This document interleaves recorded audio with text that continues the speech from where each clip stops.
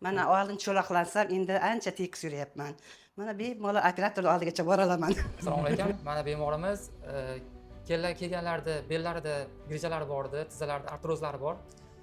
Hozir lecheniya qildik. Konservativ 5 kun yotdilar mana. Hozir kelganingizda qanaqa og'riqlar bor edi? Kelganda bo'g'in og'riq bor edi, tizzalar bukilmay yemirilishda kelgandim. Mana Tohirjon sharofati bilan oyoqlarim ancha tiklandi. Bo'g'in og'riq yaxshi, yemirish ham ancha bo'shashdi mushaklar. Doktorimiz yaxshi qaradi. Men minnatdorman. 2 oy oldin kelganimda bundan ham yomon ahvolda edim. Foydasini bilganim uchun 3 oyda kutmay yana ham keldim. 5 ta grija edi. Bitta blokada bilan ancha og'riqni to'xtatib tashladi. Oyog'imdan yemirilish 3-4 bosqich. Qayerga borsam operatsiya dedi.